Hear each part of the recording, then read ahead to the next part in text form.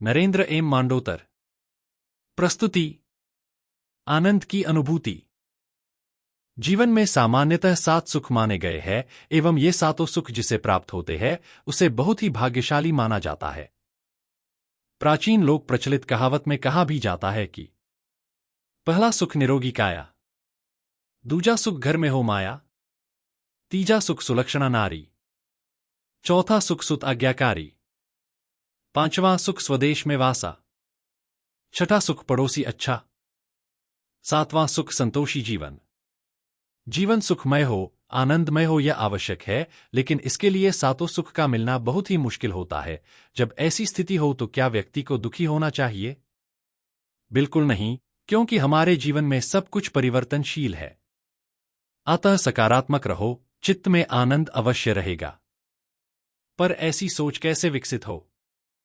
यह प्रश्न सदा रहता है।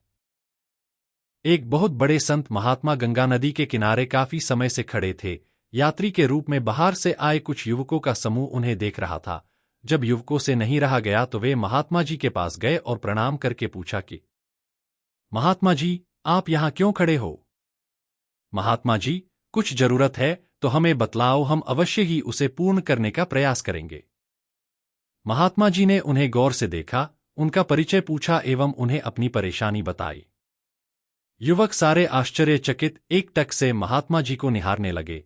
कहा कि यह तो असंभव है।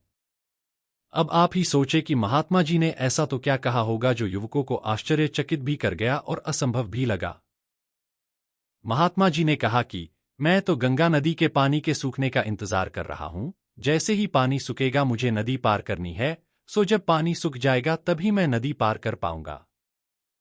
बस इसी बात से युवकों को आश्चर्य भी हुआ और महात्मा जी की बुद्धि पर तरस आ रहा था, क्योंकि यह तो असंभव था और महात्मा जी इस तरह तो कभी भी इस नदी को पार कर सामने किनारे पर नहीं पहुंच पाएंगे। युवक महात्मा जी को समझाने लगे कि ऐसा कभी होगा नहीं और आप सामने किनारे नहीं जा पाओगे।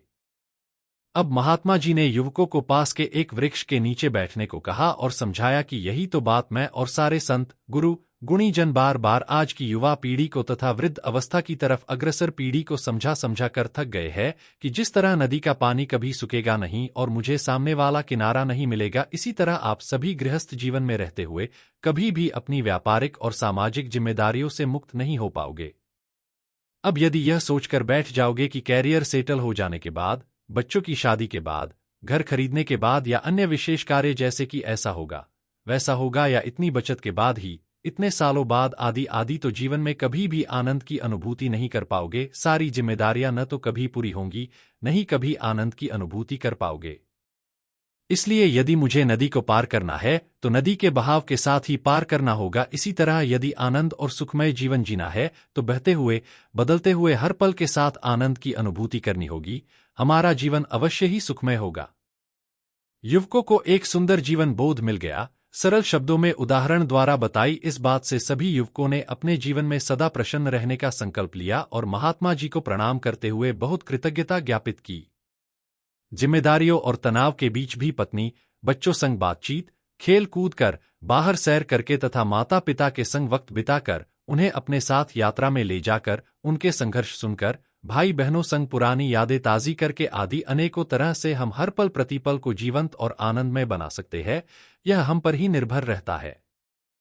सारे दबाव से मुक्त रहकर, सही व्यक्ति के संग को स्वीकार कर, स्वयं के व्यक्तित्व को निखारते हुए ही इस स्वार्थी, लालची दुनिया में हम खुद को खुश रख सकते हैं। कोई और मुझे खुश रखेगा यह धारणा गलत हो सकती है या इसकी कीमत बहुत ही ज्यादा चुकानी पड़ सकती है। स्वयं को ही आगे बढ़ना है और सदा खुश रहना है।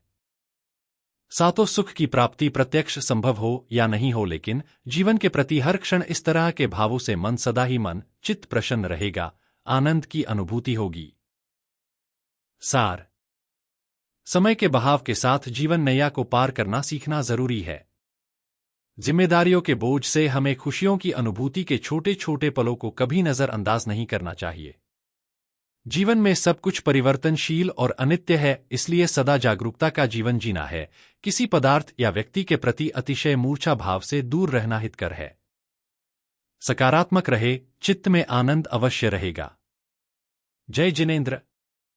शिल्पा नरेंद्र मांडोतर। फिर मिलेंगे।